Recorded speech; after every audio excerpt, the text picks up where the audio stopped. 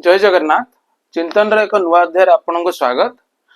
आज वीडियो रे मु श्रीमद् भगवत गीता जहाँ प्रभु बा पूर्ण कला रे अवतीर्ण सही परम पुरुष श्री कृष्णंक मुख निसृत वाणी जहाँ को व्यासदेव संगृहित करथिले सेइथिरु षष्ठ अध्याय कर्म संन्यास योग 8 नंबर श्लोक मु पढ़ुची।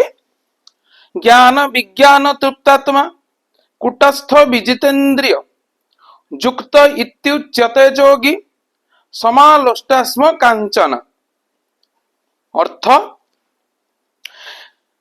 जार अंतकरण ज्ञान विज्ञान रे तृप्त जे कुट परि निर्विकार जितेन्द्रिय तथा टेक्का पथर सुवर्ण रे समबुद्धि संपन्न एपरि जोगी को युक्त बा जोगारूढ़ कहुए।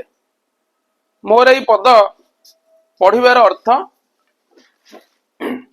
देखंतु प्रत्येक जिनस ब्रह्मगत उत्पत्ति आम भितरे आजिकल समय मुख्यतः मन दुख बा अशांतिर गोटे मूल कारण होची अन्य सहित निजको तुलना करिबा बा अन्यर अवस्था सहित निजको तुलना करिबा। देखंतु मनीषर मूल आवश्यकता कौन? खाद्य वस्त्र बासगृह।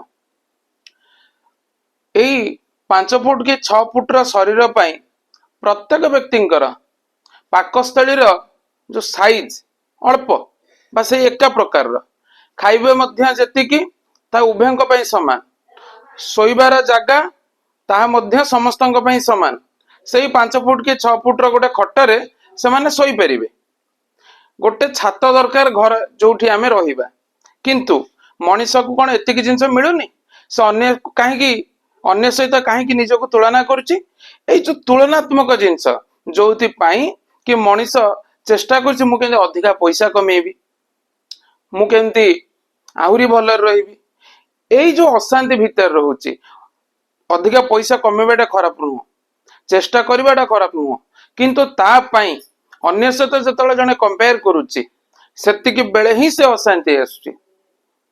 सही समय रे से जो अवस्था रोची से चिंता करुच्ची मु जदि ता अवस्था को पलि जाती ताहले बोधे भलरे रहंती किंतु से केबे चिंता करुच्ची कि मो ठारू मध्य बहुत खराब रे आउ जने अछि। एही श्लोक रे सही जिनसर व्याख्या हेछि प्रत्येक व्यक्ति भितरे जदि एई ज्ञान आसीबो बा टेक्का पत्थर सुना प्रत्येक जिनस समान। देखंतु सुनाटा को लोक कहीं इंपोर्टेंस दियंती ना सुनाटा कम परिमाण रे पृथ्वी पृष्ठ रे मिलुची जेहेतु कम परिमाण रे मिलुची सेथिपई ता दाम अधिका। जदि सुनाटा अधिका परिमाण रे मिलथांता लुहाटा कम परिमाण रे मिलथांता ताले लुहार दाम अधिका हिथांता। तेणु से जिनसर सेमिति कोनोसी मूल्य नाही मूल्य केवल संसार मानक पई काहेकि ना संसार रे से जिनसर मिलुची कम ता छडा किछि नुहे। गोटे बाइक रो दाम कम गोटे कार रो दाम अधिका काहेकि ना कार गोटे तैयारी करिया पई इंस्ट्रूमेंट अधिका लागुची तार जो तैयारी करिवार प्रोसीजर रे अधिका खर्च होची सेथि पई ही ता दाम अधिका नहले उभय जिनस समान।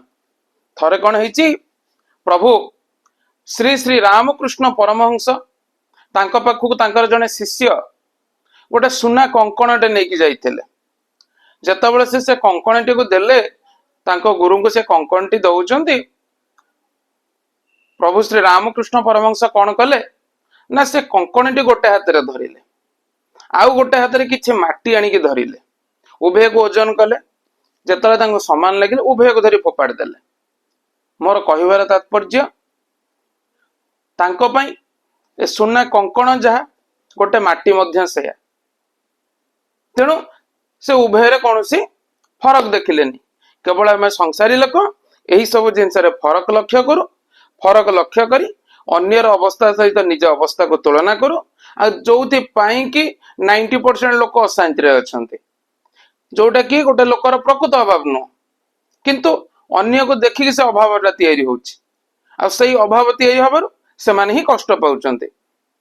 सेथि पे जदि आमे हमर अवस्थाटा को अन्य सहित तुलना न करिबा आमर मौलिक आवश्यकता जदि पूर्ण हो जाउची ताहले आमे आगु को न बढ़िबा ताहले किछि असुविधा नै।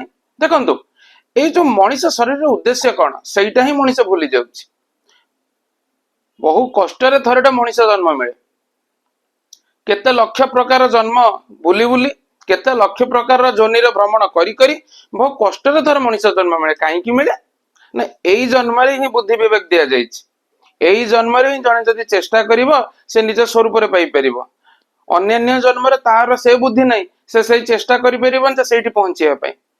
ତେଣୁ ମଣିଷ ଏଇ ଯୋଉ 50-60 ବର୍ଷ 70 ବର୍ଷର ଲାଇଫ ଟାକୁ କଣ ଏଇ ପଇସା ପଛରେ ଗୋଡେଇକିନା ସାରିଦବାଟା ଠିକ, ଅନ୍ୟ ସହିତ ତୁଳନା କରିକି ସାରିଦବାଟା ଠିକ ନା ନିଜର ପ୍ରକୃତ ଲକ୍ଷ୍ୟ। କାହିଁକି ନା ଯୋଉ ଘର ଦ୍ଵାରା ସମସ୍ତଙ୍କ ପାଇଁ ଜଣେ ଚିନ୍ତା କରିକି ଏତେ ଭାବୁଛି, ସେମାନେ କଣ ସାଙ୍ଗରେ ଯିବେ ନା ସାଙ୍ଗରେ ରହିବେ? ତାର ଗୋଟେ ଜ୍ୱଳନ୍ତ ଉଦାହରଣ ଦସ୍ୟୁ ରତ୍ନାକର। ଦସ୍ୟୁ ରତ୍ନାକରଙ୍କୁ ଯେତେବେଳେ ପଚରା ଯାଇଛି କି ଆପଣ ଏସବୁ କାହିଁ କରୁଛନ୍ତି, ନା ମୁଁ ମୋ ଘର ଲୋକଙ୍କ ପାଇଁ କରୁଛି। ମଣିଷ ମାନଙ୍କୁ ମାରୁଥିଲେ, ତାଙ୍କର ବ୍ୟବହୃତ ଜିନିଷ ନେଇକି ଘର ଚଳଉଥିଲେ, ସୁନା ରୂପା ଭଲ ମନ୍ଦ। କହିଲେ ଯାଅ ଘରେ ପଚାରି ଆସିବ। ଘରେ ଗଲେ ପଚାରିବା ପାଇଁ, କହିଲେ ମୁଁ ଯୋଉ କାମ କରୁଛି ତମେ କଣ ତା ଦେହରେ ଭାଗି ହବନି? କହିଲେ ଆମେ କାହିଁ ଭାଗି ହବୁ, ଆମେ ଭାଗି ହବୁନି। ସେଇଠୁ ସେ ଜାଣିପାରିଲା, ସେଦିନ ବାଲ୍ମୀକି ଋଷି ହେଇଥିଲେ। ସେଇଠୁ ସେ ଜାଣିପାରିଲା ଯେ ସଂସାରରେ କେହି ମୋର ନୁହଁ, ମୁଁ ଯାହା କରୁଛି ସେଟା ମୋ ପାଇଁ କରୁଛି, ତା ଦେହରେ କେହି ଭାଗିଦାର ନୁହଁ। ତେଣୁ ଆମେ ମାନେ ବି ଭାବିବା ଦରକାର, ଯୋଉଥିପାଇଁ ବି ଆମେ ଚେଷ୍ଟା କରୁଛୁ ତା ଦ୍ୱାରା ଭାଗିଦାର କେହି ହେବେନି। ପ୍ଲସ୍ ମୁଁ ବି ସବୁଦିନ ରହିବିନି, ଯୋଉ କ୍ୟାରିୟର କରୁଛି ସେ କ୍ୟାରିୟରରେ ମୁଁ ସବୁଦିନ ରହିବିନି। ଗୋଟେ ପିଲା ଛୋଟବେଳୁ ଚିନ୍ତା କରିକି ମୁଁ ବଡ ହେଲେ ଗୋଟେ ଡାକ୍ତର ହେବି କି ଇଞ୍ଜିନିୟର ହେବି, ଗୋଟେ ଫିଲ୍ମ ଷ୍ଟାର ହେବି। କିନ୍ତୁ ସେ ଯେତେବେଳେ ବଡ ହେଇକି ସେଇ ଜିନିଷଟା ହେଇ ବି ଯାଏ, ମାସେ ହିଁ ଖୁସି ଲାଗିବ, 15 ଦିନ ଖୁସି ଲାଗିବ, ତାପରେ ପୁଣି ସେ ନିଜ ଅବସ୍ଥାକୁ ଫେରି ଆସିବ। ସେ ଚିନ୍ତା କରିବ ନାହିଁ ମୁଁ ଡକ୍ଟର ହେଲି, ଗୋଟେ ପ୍ରଫେସର ହେଇପାରିଲେନି, ମୁଁ ଫିଲ୍ମ ଷ୍ଟାର ହେଲି କିନ୍ତୁ ସେଭଳିଆ ଫିଲ୍ମ ଷ୍ଟାର ହେଇପାରିଲେନି, ମୁଁ ଓଲିଉଡରେ ଅଛି ମୁଁ ବଲିଉଡ କୁ କେମିତି ଯିବି? ଏଇ ପ୍ରକାର ସେ ଚିନ୍ତା କରିବ। କାହିଁକି? କମ୍ପାରିଜନ। ନିଜ ଅବସ୍ଥାରେ ମଣିଷ କେବେ ବି ନିଜେ ଶାନ୍ତି ହେଇପାରେନି। ସେ ଯୋଉ ଅବସ୍ଥାରେ ଥାଏ ଅଳ୍ପ କିଛି କ୍ଷଣ ସେ ଅବସ୍ଥାରେ ଖୁସିରେ ରହେ, ତାପରେ ପୁଣି ଚାହେଁ ତାର ଉପର ଅବସ୍ଥାକୁ ଯିବା ପାଇଁ।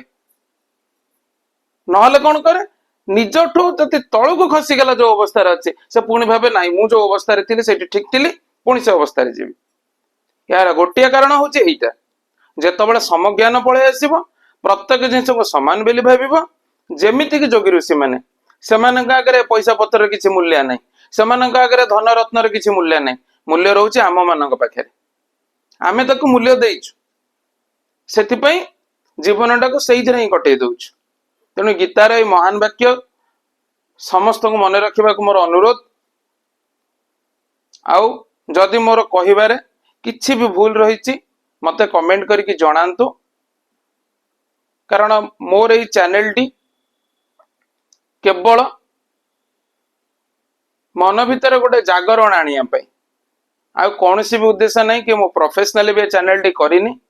ଇଭିନ୍ ଏ ଚ୍ୟାନେଲ ମୁଁ ନିଜେ ମଧ୍ୟ ତିଆରି କରିନି, ମୋର ଜଣେ ତିଆରି କରିଦେଇଥିଲେ ଚ୍ୟାନେଲ। ମୁଁ ନିଜେ ଜାଣିବି ନଥିଲି ଏ ଚ୍ୟାନେଲଟା କେମିତି ବନାଯାଏ।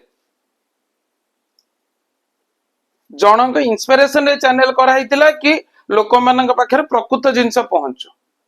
ତେଣୁ ଏ ଅଧମ ସ୍ୱଳ୍ପ ଜ୍ଞାନରେ କିଛିଟା ମାତ୍ର ଚେଷ୍ଟା କରୁଛି, ତାହା ପୁଣି ହିନ୍ଦୁ ମାନଙ୍କର ମୂଳ ମୂଳ ବହିର ଏକ୍ସାମ୍ପଲ ଦେଇ, ଯୋଉ ବହିକୁ ହିନ୍ଦୁ ମାନେ ସମସ୍ତେ ମାନନ୍ତି। ତେଣୁ ଏ ଅଳ୍ପ ବୁଦ୍ଧିରେ ଅଧମର ଯଦି କିଛି ବି ଭୁଲ ରହିଯାଉଛି ତାକୁ କ୍ଷମା କରିବେ। ଆଉ କଣ ଭୁଲ ରହୁଛି, କୋଉଠି କହିବା ଭୁଲ ହଉଛି, ମତେ କମେଣ୍ଟ କରିକି ଜଣାନ୍ତୁ। ଜୟ ଜଗନ୍ନାଥ, ଜୟ ଗୁରୁ।